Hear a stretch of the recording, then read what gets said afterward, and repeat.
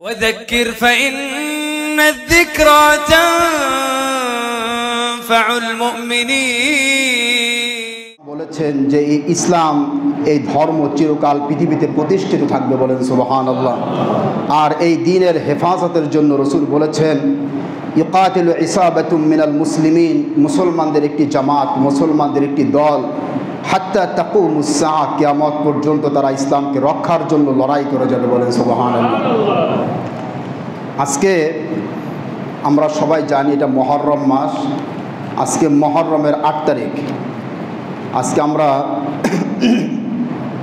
এই মুহররম নিয়ে আলোচনা করব। মুহররমে দেখেন আমরা সবাই কম বেশি সকলে জানি যে এই মুহররমের 10 তারিখে ইমাম হুসাইন রাদিয়াল্লাহু তাআলা আনহু তিনি শাহাদাত বরণ করেছিলেন, এটা আমরা সবাই কম বেশি জানি। আর একটা বিষয় হচ্ছে যে ইমাম হুসাইনের বিষয়টা কিন্তু মূল নয়, এখানে মূল বিষয় হচ্ছে যে নবী করিম সাল্লাল্লাহু আলাইহি ওয়াসাল্লাম এই 10 তারিখে তিনি রোজা রাখতেন, এটা হচ্ছে মূল বিষয়। ইমাম হুসাইনের ঘটনা কিন্তু রসুলের যুগে ঘটে নাই, রসুলের ইন্তেকালের অনেক পরে তার ঘটনাটা ঘটেছে। আর রসুলের কাছে এই দিনটার মর্যাদা ছিল, হুসাইন পৃথিবী থেকে বিদায় হওয়ার আগেও ছিল তার কাছে সম্মান মর্যাদার বিষয়। তো সে যাই হোক, আজকে আমরা দুটা বিষয় নিয়ে আলোচনা করব। একটা হচ্ছে এই মুহররমের চেতনা, ইমাম হুসাইন রাদিয়াল্লাহু তাআলা আনহু যে চেতনা ছিল সেটা নিয়ে। আর একটা আলোচনা করবে এর মুহররম আমাদের কী আমল আছে সে নিয়ে। আমরা গত সপ্তাহে আলোচনা করেছিলাম, আমরা কাফের ইহুদিদেরকে নিয়ে আমরা আলোচনা করেছিলাম। সব আমরা জানি ইমাম হুসাইন রাদিয়াল্লাহু তাআলা আনহু তার শাহাদাতের সাথে ইহুদিরা জড়িত। কারা জড়িত বলেন? আপনারা তো ইয়াজিদের নাম শুনেছেন আপনারা। ইসলামে, আমি এটা সামনে ক্রমান্বয়ে আলোচনা করব, ইসলামের প্রথম বিশৃঙ্খলা সৃষ্টি হয় হযরত ওসমান রাদিয়াল্লাহু তাআলা আনহুর যুগ থেকে। সেই যে বিশৃঙ্খলা বিভেদ তৈরি হয়েছে, সেই বিভেদ তারে শিকার হয়েছিলেন ইমাম হুসাইন রাদিয়াল্লাহু তাআলা আনহু। সে আলোচনা পরে যাব ইনশাআল্লাহ। আগে আমরা আলোচনা করি যে দেখেন গত সপ্তাহে, তার আগের সপ্তাহ থেকে আমরা আলোচনা করেছিলাম নবী করিম সাল্লাল্লাহু আলাইহি ওয়াসাল্লামের উপরে ইহুদিদের বড় ধরনের হিংসা বিদ্বেষ ছিল। হিংসা বিদ্বেষটা কী কারণে ছিল আমি বলেছিলাম সূরা নিসার আয়াত থেকে, যে নবী করিম সাল্লাল্লাহু আলাইহি ওয়াসাল্লামের উপরে তাদের দুইটা বড় হিংসা ছিল। একটা হচ্ছে নবী করিম সাল্লাল্লাহু আলাইহি ওয়াসাল্লাম বনী ইসরাইলের মধ্যে থেকে কেন আসলেন না, এটা একটা হিংসা সর্বপ্রথম। আর দ্বিতীয় যে বড় হিংসা রসুল উপর তাদের ছিল, বিদ্বেষ ছিল, সেটা হচ্ছে আমলাহুম নাসিবুম মিনাল মুলক ফাইযা লা ইউতুনান নাসা নাকিরা আম ইয়াহসুদুনান নাসা আলা মা আতাহুমুল্লাহু মিন ফাদলি। আল্লাহ তাআলা তাকে যে রাষ্ট্র ক্ষমতা দিয়েছিলেন, এটা নিয়ে তাদের আপত্তি ছিল ইহুদিদের, যে মুহাম্মদ সাল্লাল্লাহু আলাইহি ওয়াসাল্লাম সে নবী মানুষ ইসলামের দাওয়াত দেবে, সে রাষ্ট্রের কথা কেন বলবে, রাষ্ট্রের সাথে তার কী সম্পর্ক, রাষ্ট্র ক্ষমতায় সে কেন যাবে, রাষ্ট্র ক্ষমতা থাকবো আমরা ইহুদিরা। এইটা নিয়ে রসুলের সাথে তাদের বড় ধরনের একটা দ্বন্দ্ব ছিল। এই দ্বন্দ্বটাও ইমাম হুসাইনের সাথে ছিল, তার নাতির সাথে, এবং সেই দ্বন্দ্ব নিয়েই কিন্তু ইমাম হুসাইনকে পৃথিবী থেকে যেতে হয়েছে, তিনি শাহাদাত বরণ করেছেন। এখানে যে বিষয়টা সেটা হচ্ছে যে আল্লাহ সুবহানাহু ওয়া তাআলা কিয়ামত পর্যন্ত আমাদের সকলের জন্যে আল্লাহ এইখানে শিক্ষণীয় বিষয় করে রেখে দিয়েছেন, যে মুসলমান যারা আমরা কথা বলি যে ইসলামের সাথে, আল্লাহর এই ধর্মের সাথে, ইসলামের সাথে রাষ্ট্রের কোনো সম্পর্ক নাই, তাদেরকে আল্লাহ সতর্ক করে দিচ্ছেন এটা কোনো মুসলমানের কথা না, এটা ইহুদিদের কথা। কাদের কথা? এটা ইহুদিদের কথা। যারা ইহুদি, অমুসলিম, যারা খ্রিস্টান, কাফের, তারাই বলতে পারে ধর্মের সাথে রাজনীতির কোনো সম্পর্ক নাই, রাষ্ট্রের কোনো সম্পর্ক নাই, এটা কোনো মুসলমান বলতে পারে না। তো এখন একটা জিনিস আপনাদেরকে আগে আমি পরিষ্কার করি, তাহলে আলোচনাটা বুঝতে সহজ হবে। খেয়াল করেন সবাই, আল্লাহ সুবহানাহু ওয়া তাআলা খুব এদিকে সবাই খেয়াল করবেন আলোচনার দিকে। আল্লাহ তাআলা আমাদেরকে কি বানিয়েছেন বলেন তো? বলেন কি বানিয়েছেন? আল্লাহ আমাদেরকে খলিফা বানিয়েছেন। কি বানিয়েছেন বলেন? খলিফা। খলিফাটা কি জিনিস? খলিফা কাকে বলে? কোরআনে আপনারা পড়েছেন ইন্নী জাইলুন ফিল আরদি খলিফা, আল্লাহ আমাদের খলিফা বানিয়েছেন। কোরআনের প্রত্যেকটা শব্দ বুঝতে হলে নবী করিম সাল্লাল্লাহু আলাইহি ওয়াসাল্লামের জীবন চরিত্র আমাদের পড়তে হবে। কোরআন বুঝতে হলে রসুলকে ছাড়া কোরআন বোঝা যাবে না। খলিফার তাৎপর্য কি, খলিফার মর্যাদা কি, খলিফার মর্ম কি, খলিফা কাকে বলে, এইটাই কিন্তু আমরা মুসলমানরা বুঝি না। না বোঝার কারণেই কিন্তু মুসলমানদেরকে সাধারণ যারা আছে আমাদের সমাজে ভুলভাল বুঝাইয়া, উল্টাপাল্টা বুঝাইয়া মানুষকে ইসলামের বিরুদ্ধে খেপিয়ে তুলতেছে। কি বলে ঠিক কিনা? খলিফাটা বুঝেন, খুব খেয়াল করেন, এটা আগে বুঝেন, তারপরে বুঝবেন। আমাদের যে রংপুরটা, এই যে শহরটা, এটা এখন একটা জেলার না, এটা একটা মহানগরী। এটা কি বলেন? বিভাগীয় শহর। খেয়াল করেন, এই বিভাগের যিনি প্রধান তিনি হচ্ছেন বিভাগীয় কমিশনার। তিনি কি বলেন? বিভাগীয় কমিশনার। রংপুরের অধীনে যে কটা জেলা আছে এই জেলার তিনি সকল সরকারি কর্মচারী কর্মকর্তাদের তিনি প্রধান। কথা কি বুঝতে পেরেছেন? ডিসি বলেন, এসপি বলেন, টিওনো বলেন, যত লোক আছে সবাই, সকল সরকারি কর্মকর্তা কর্মচারী এই বিভাগীয় কমিশনারের অধীনে রয়েছে। রংপুর যে বিভাগটা, এই বিভাগের প্রধান হচ্ছেন বিভাগীয় কমিশনার। ওনার দায়িত্ব হচ্ছে বাংলাদেশ সরকারের যিনি প্রধান, এখন যিনি প্রধান উপদেষ্টার হুকুমগুলো এই বিভাগীয় কমিশনার উনি এই বিভাগে চালু করবেন। কি করবেন বলেন? চালু করবেন। ইউনূস সাহেব তিনি সরাসরি রংপুরে এসে তিনি বলবেন না এই কাজগুলো তোমরা করো। সরকার প্রধান প্রত্যেকটা বিভাগের বিভাগীয় কমিশনারকে বলে দেওয়া আছে দেশের নিরাপত্তা, দেশের আইন শৃঙ্খলা, তোমার এলাকার কিভাবে চলবে, দুঃখী সুখী মানুষের কিভাবে তুমি চালাবা, সব কিছু উপর থেকে সরকার থেকে কমিশনারকে বলে দেওয়া আছে। সরকার সরাসরি এসে এখানে সে এই বিভাগটা সে চালাবে না। এই বিভাগটা চালানোর জন্য দায়িত্ব দেওয়া হয়েছে কাকে? বিভাগীয় কমিশনারকে। তাহলে আমাদের রাষ্ট্রপ্রধান যিনি আছেন, প্রধান উপদেষ্টা, তার প্রতিনিধি হচ্ছেন আমাদের বিভাগীয় কমিশনার। কথা কি বুঝতে পেরেছেন? তার কথাগুলো, তার হুকুমগুলো, সেগুলো বাস্তবায়ন কে করবেন বলেন? বিভাগীয় কমিশনার করবেন। ঠিক তেমনিভাবে আল্লাহ সুবহানাহু ওয়া তাআলা গোটা কায়নাত, পুরা পৃথিবী আল্লাহ পাক সৃষ্টি করেছেন, বলেন সুবহানাল্লাহ।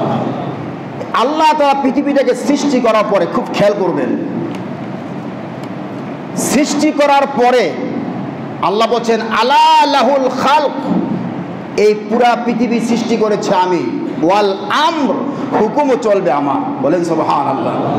কথা কি বুঝতে পেরেছেন আপনারা? সহজ কথা, কিন্তু এটা খুব কঠিন ব্যাপার না। সৃষ্টি যদি হয় আল্লাহর, হুকুমটা চলবে কার? সহজ না কঠিন? সহজ কথা। এই যে আমাদের মসজিদটা আছে, এই মসজিদে কিন্তু একটা কমিটি আছে, এটা এমনি হাওয়ায় চলতেছে না, একটা কমিটির মাধ্যমে চলতেছে। কি বলে ঠিক কিনা? এইটা একটা ক্ষুদ্র জায়গা, এটা যদি 5-7 জন 8 জন একটা কমিটি লাগে এটা চালানোর জন্যে, কোন সৃষ্টিটা আল্লাহ তাআলা সৃষ্টি করেছেন, এখানেও কিছু নিয়ম কানুন আছে এই আল্লাহর পৃথিবীটা চালানোর জন্য। কি বলে ঠিক কিনা? এখন আল্লাহ তাআলা আসমান থেকে সরাসরি এসে জমিন তিনি চালাবেন না, জমিনটা তিনি চালাবেন না। আল্লাহ তাআলা এই পৃথিবীটা যেন শান্ত থাকে, শৃঙ্খলা মতো চলে, কোনো ফ্যাসাদ না হয়, দাঙ্গা হাঙ্গামা না হয়, অনেক রুল তিনি দিয়েছেন, অনেক নিয়ম কানুন দিয়েছেন। সেই নিয়ম কানুনগুলো আল্লাহ সরাসরি পৃথিবীতে সে বাস্তবায়ন করবেন না। আল্লাহ তাআলা এই দায়িত্ব দিয়েছেন মানুষের উপরে। কার উপরে দিয়েছেন? যেমন সরকার প্রধান নিজে এসে রংপুরে এখানে তিনি তার দায়িত্ব পালন করবেন না, তার প্রতিনিধি আছে বিভাগীয় কমিশনার। আল্লাহ সুবহানাহু ওয়া তাআলা তিনি তার হুকুমগুলো জমিনে এসে বাস্তবায়ন করবেন না।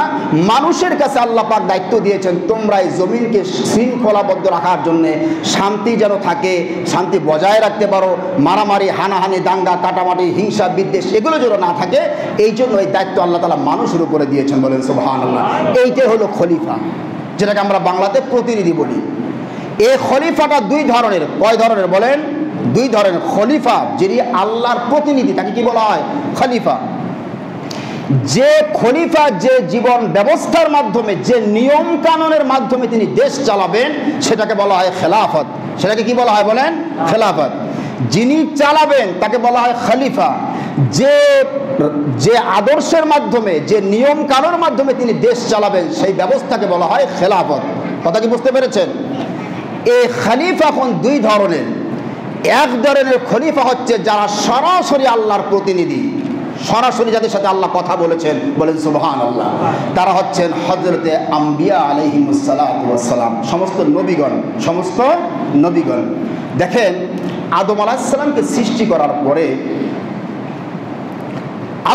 আল্লাহর সবচেয়ে প্রথম খলিফা, সরাসরি খলিফা, আল্লাহর প্রথম খলিফা হচ্ছেন হযরতে আদমকে সৃষ্টি করার আগে আল্লাহ বলছেন ইন্নী জাইলুন ফিল আরদি খলিফা, আমি খলিফা বানাতে যাচ্ছি, বলেন সুবহানাল্লাহ। আদমকে খলিফা বানানোর পরে আদম আলাইহিস সালামের সময় লোক কয়জন ছিল? উনি ছিলেন, স্ত্রী হাওয়া ছিলেন, হাবিল ছিলেন, কাবিল, 2, 4, 5 ফ্যামিলিতে 7-8 জন ব্যক্তি ছিল। এই 7-8 জন ব্যক্তিকে চালাবার জন্যে আল্লাহ রাব্বুল আলামিন ছোট্ট একটা তাদের একটা সংসার, একটা পরিবার, একটি সমাজ চালাবার জন্যে আল্লাহ তাআলা বলেছেন ওয়াল্লামা আদামাল আসমাআ কুল্লাহা, তারা যে সমাজে চলবে জিনিসগুলা না চিনলে তারা কেমনে চলবে? যে আল্লাহ বলছেন সূরা বাকারার মধ্যে ওয়াল্লামা আদামাল আসমা, আল্লাহ তাআলা বলছেন আমি আদমকে প্রত্যেকটা জিনিসের নাম শিক্ষা দিয়েছি, বলেন সুবহানাল্লাহ।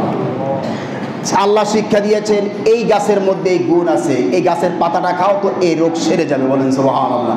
তো আপনারা জানেন সবাই, আমাদের তো এখন এই এলোপ্যাথিক চিকিৎসা ব্যবস্থাটা বের হয়েছে। আগে কিন্তু গাছটা চিকিৎসা ছিল, এটা আপনারা সবাই জানেন, এবং খুব উপকারী ছিল। এখন যদি ভেজাল হয়ে গেছে, এখন আল্লাহ তাআলা প্রত্যেকটা গাছের গুণাবলী শিক্ষা দিয়েছেন। আল্লাহ তাআলা আদমকে যে গরুর চাকা যেটা আপনারা দেখেন বড় বড় চাকা, আল্লাহ স্বয়ং আল্লাহ তাআলা আদম আলাইহিস সালামকে নিজে শিক্ষা দিয়েছেন চাকা কেমনে বানাবা, বলেন সুবহানাল্লাহ।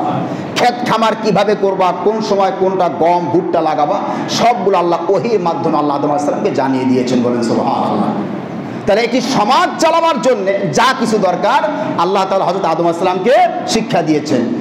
আস্তে আস্তে যখন আদম আলাইহিস সালামের পরে শীশ আলাইহিস সালাম, এরপরে ইদ্রিস আলাইহিস সালাম, এরপরে নূহ আলাইহিস সালাম, যখন আস্তে আস্তে জনবসতি যখন বাড়তে লাগলো, আপনারা সবাই জানেন নূহ আলাইহিস সালামের 4টা ছেলে ছিল। কয় ছেলে ছিল বলেন? 4 ছেলে।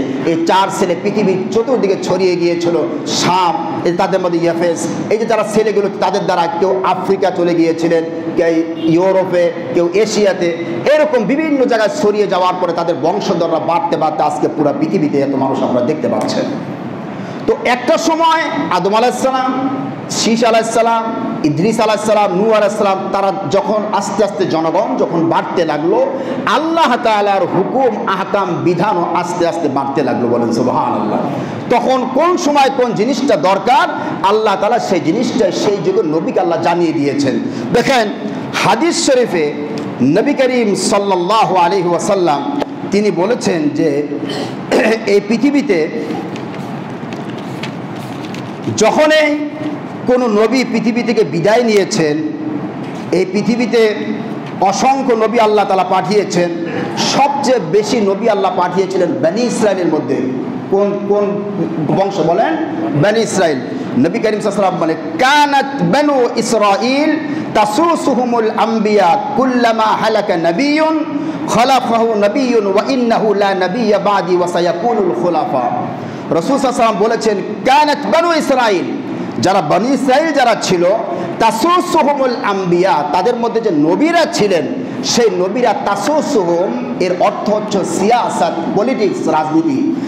নবী বনি ইসরাইলের যারা নবী ছিলেন তারা সমাজে তারা রাজনীতি তারা করতেন। কি করতেন বলেন? রাজনীতি করতেন, তারা দেশ চালাতেন। কারো হয়তো কোনো দেশটা খুব, যেমন নূহ আলাইহিস সালাম, কি বলে আপনার মুসা আলাইহিস সালাম, মুসা আলাইহিস সালামকে আল্লাহ বলেছিলেন আপনি চলে যান লেবানন যেটা আছে ভূমধ্য সাগর, এই সাগরের আশপাশে একটা বসতি আছে আমালেকা, তাদেরকে উৎখাত করে দিয়ে আপনি রাষ্ট্রটা আপনি দখল করেন, আপনি রাষ্ট্র চালান, বলেন সুবহানাল্লাহ। তো ওই সময় রাষ্ট্র যেগুলো ছিল কোনোটা ছোট ছিল কোনোটা বড় ছিল।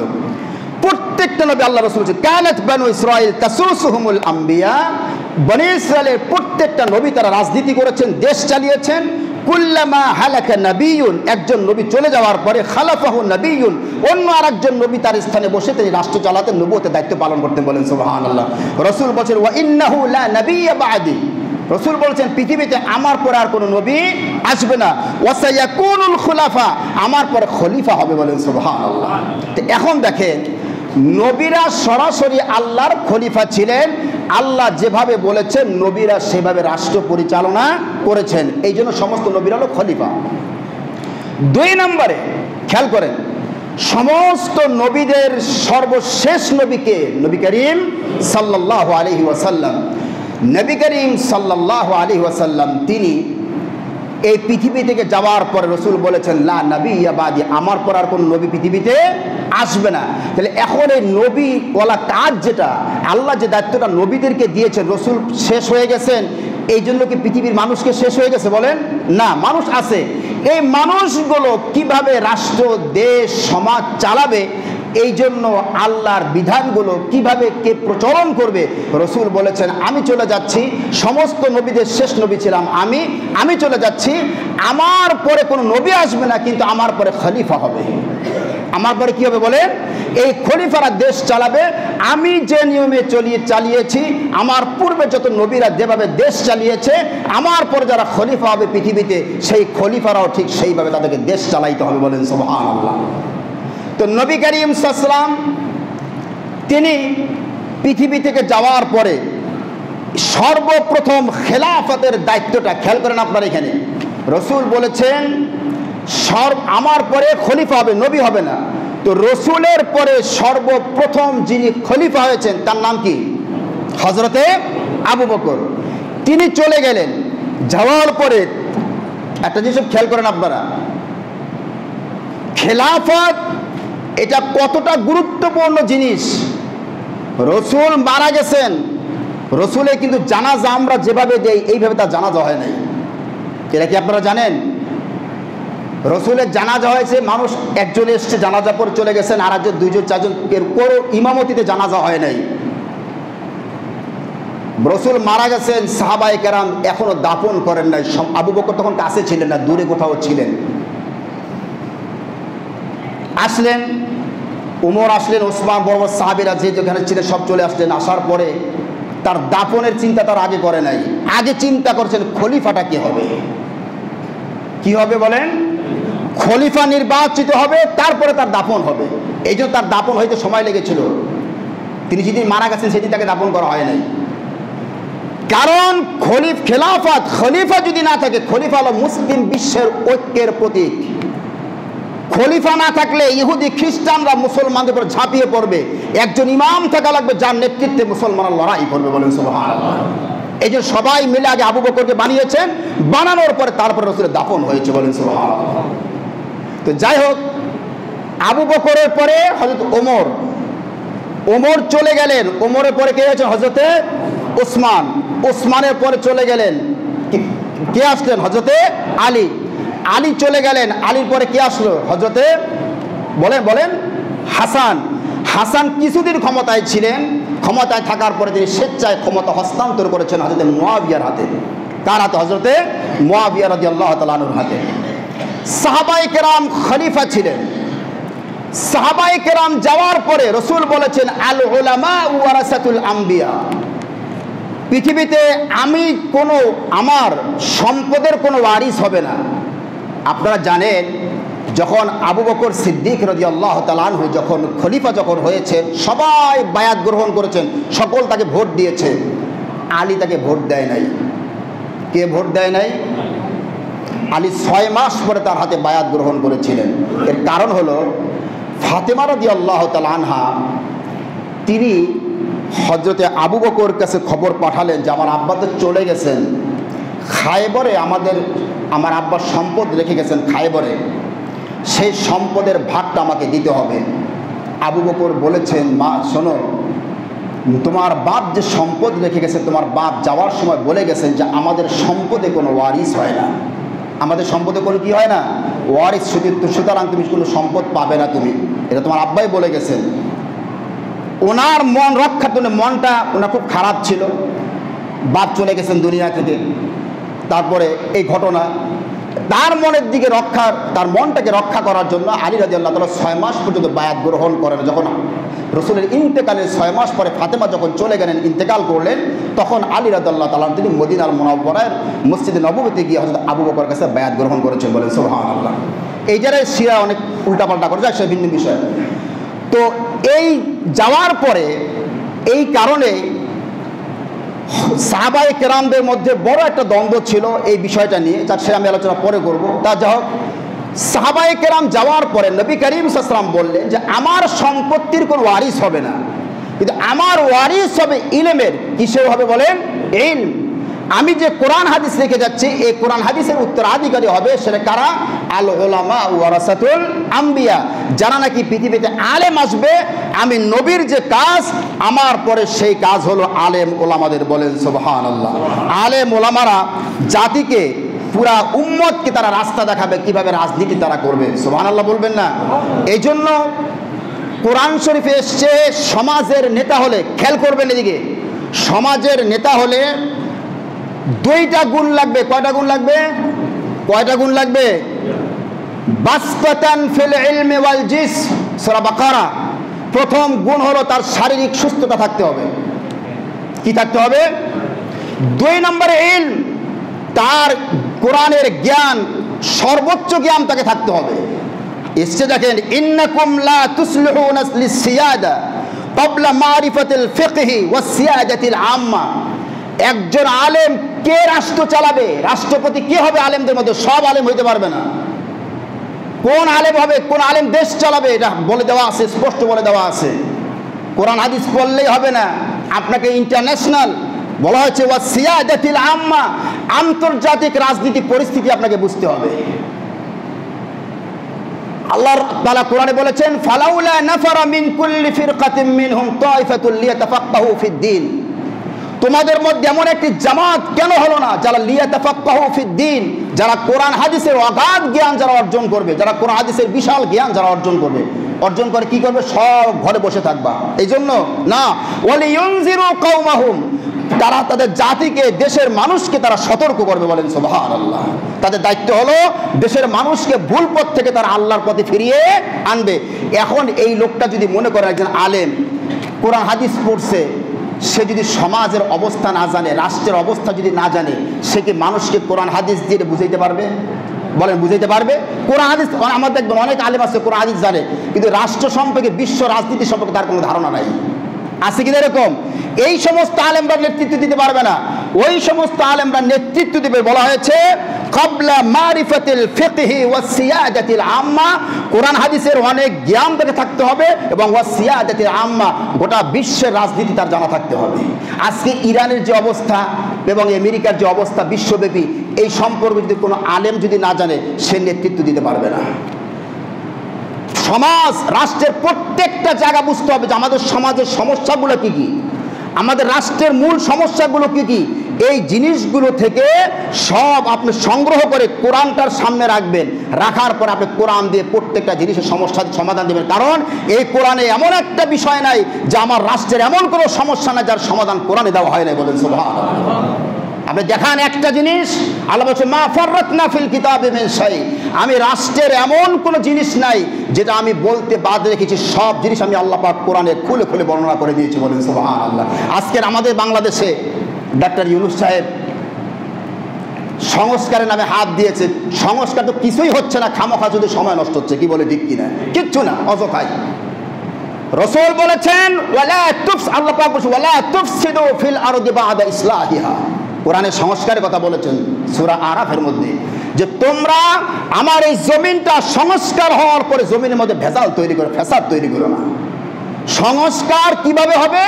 আল্লাহ রসুল বলেছেন আগে ব্যক্তিকে ভালো হতে হবে। একটা ব্যক্তি যখন ভালো হবে, ওই জায়গাটা ভালো হয়ে যাবে। বলেন সুবহানাল্লাহ। রংপুরের যে ডিসি আছে, মনে করেন, আপনারা শুনেছেন, আপনারা আমাদের প্রধান 2 নির্বাচন কমিশনারকে অ্যারেস্ট করা হয়েছে, জানেন তো আপনারা? জানেন না আপনারা? সাবেক 2 প্রধান নির্বাচন কমিশনকে অ্যারেস্ট করা হয়েছে। এদেরকে অ্যারেস্ট করা হয়েছে এই জন্যে এরা তাহাজ্জুদের নামাজ পড়তো। কি করেন? কিসের জন্য করেছে জানেন?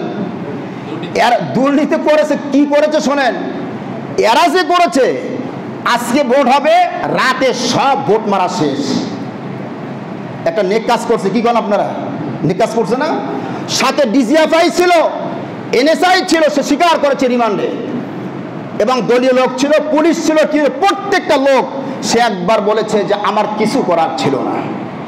এই যে চিত্রটা, দেশের ভোটের যে চিত্রটা, সারাটা বছর, আর সামনেও যে হবে না এর কোনো নিশ্চয়তা নাই। কি বলে ঠিক কিনা? এখন নির্বাচন কমিশনারদের মধ্যে যদি আল্লাহর ভয় না থাকে, আপনি যত বড় শিক্ষিত লোককে বসান না কেন, দিনের ভোট রাত্রে তাহাজ্জুদের সময় হয়ে যাবে। কথা কি বুঝতেছেন? আপনার ভোট দেওয়ার, আপনি কি ভোট দেবেন? আপনার কষ্ট করে যাওয়া লাগবে না, আপনি দেখবেন আপনার ভোট আগে হয়ে গেছে। মরা মানুষের ভোট দেখবেন অনেক আগে হয়ে যায়। তো এই জন্যে ব্যক্তি যদি ভালো না হয়, সমাজ কি করা যাবে না? ভালো হওয়া করা যাবে না। নবী করিম সাল্লাল্লাহু আলাইহি ওয়াসাল্লাম এই জন্যে আবু বকরের মতো লোক তৈরি করেছেন আগে, ওমরের মতো তৈরি করেছেন, ওসমান, আলী, তাদেরকে তৈরি করার পরে 13 বছর লাগছে তার তৈরি করতে, করে মদিনায় গিয়ে রাষ্ট্র কায়েম করেছেন। এই লোকগুলাকে যেখানে বসিয়েছে সেখানে সম্মান আর মর্যাদা আর আমানতদারিতে তারা ভরপুর করে দিয়েছে রাষ্ট্রকে। বলেন সুবহানাল্লাহ। আর সেই চূড়ান্ত ফলাফল ছিল ইমাম হুসাইন রাদিয়াল্লাহু তাআলা আনহু। কে ছিলেন? ইমাম হুসাইন রাদিয়াল্লাহু তাআলা আনহু। ইমাম হুসাইন তার নানা যে আদর্শ ছিলেন, নবী করিম সাল্লাল্লাহু আলাইহি ওয়াসাল্লাম যেভাবে রাষ্ট্র চালিয়েছিলেন, ইমাম হুসাইন রাদিয়াল্লাহু তাআলা দেখতে পেলেন ইয়াজিদ সেভাবে রাষ্ট্র চালাচ্ছে না। ইয়াজিদ সেভাবে রাষ্ট্র, আপনার আমার দায়িত্বটাকে শোনেন এই ঘটনা থেকে। এই 10 মুহররম আসলে শুধু কান্নাকাটি আর কান্নাকাটি, আমাদের কে দেখে? আমাদের কিন্তু আসল কাজের কাজ কিছুই নেই আমাদের। ইমাম হোসাইনের একটা কথার কারণে তাকে কারবালার ময়দানে তাকে জীবন দিতে হয়েছে। সে কথাটা কি? তিনি, আপনারা জানেন ইরাকে একটা শহর আছে বসরা শহর। কি শহর? বসরা। তিনি বসরার যারা নেতৃস্থানীয় লোক, যারা নেতা যারা ছিলেন, তাদের একটা চিঠি লিখেছিলেন, যার বাংলা হচ্ছে যে আমি দেখতে পাচ্ছি, আপনারাও দেখতে পাচ্ছেন যে আমার নানার নবী করিম সাল্লাল্লাহু আলাইহি ওয়াসাল্লাম তিনি রাষ্ট্র চালাতে গিয়ে যে সুন্নত রেখে গিয়েছেন, সেই সুন্নতগুলোকে ইয়াজিদ ধ্বংস করে দিচ্ছে। কি করে দিচ্ছে? ধ্বংস করে দিচ্ছে। আল্লাহর হুকুমকে সে শেষ করে দিচ্ছে, বেদাতকে সরিয়ে দিচ্ছে, আল্লাহর হুকুম আহকামের কোনো ধার সে ধারতেছে না। এই কথাটুকু বলে তিনি চিঠি পাঠিয়েছেন, খেলাফতের যোগ্য এখন আর ইয়াজিদ নাই, খেলাফতের দায়িত্বটা আমাকে ঘাড়ে নিতে হবে, আপনারা আমাকে সাহায্য করবেন। বলেন সুবহানাল্লাহ। এইটুকু বলার কারণেই হযরতে হুসাইন রাদিয়াল্লাহু তাআলা আনহুকে ইয়াজিদ সরাসরি হত্যা করে নাই, সরাসরি হত্যার সাথে জড়িত ছিল উবাইদুল্লাহ ইবনে জিয়াদ, আর তাকে জবাহ করেছে শিমার জিল জাউশান। তারা, আপনি খেয়াল করেন, হুসাইন চেয়েছিলেন খেলাফত, আল্লাহর হুকুম জমিনে বাস্তবায়ন হোক, কিন্তু ইয়াজিদ এবং তার দোসর যারা ছিল তারা কেউ চায় নাই আল্লাহর হুকুম জমিনে বাস্তবায়ন হোক, অথচ তারা সবাই মুসলমান ছিল। উবাইদুল্লাহ ইবনে জিয়াদ সহকারে যারা ছিল, যেদিন হুসাইন মারা যায়, শাহাদাত বরণ করে কারবালা প্রান্তরে, সেই দিন তার পিছনে তারা নামাজ পড়েছে। নামাজ পড়ার পরেও তারা একটাবার চিন্তা করলো না যে আমরা ইমাম হুসাইনের গায়ে আমরা কিভাবে হাত দিই।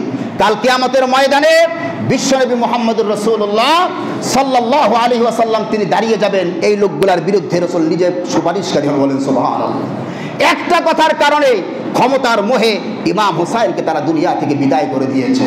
আমার ভাইরা, আজও এই খেলাফত এই পৃথিবীতে প্রতিষ্ঠিত হোক, এইটা অনেকে চায় না। কি বলে ঠিক কিনা? অনেকে চায় না। অথচ বাংলাদেশে যদি কোরআনের শাসন যদি কায়েম হয়, বাংলাদেশে মানুষ উপকৃত হবে না মানুষ কি বিপদে পড়বে? কী হবে বলেন? উপকৃত হবে কি না? এই জিনিসটা অনেকে বুঝে না। আমার ভাইয়েরা দেখেন, এই ইসলামকে, যে ইসলামের সাথে রাজনীতির এরকম, খেয়াল করে আমার এই পাঞ্জাবিটা যেরকম কাপড়টা আমার শরীরের সাথে লেগে আছে, ইসলামের সাথে রাজনীতিটা এরকম লেগে আছে। সুবহানাল্লাহ বলবেন না?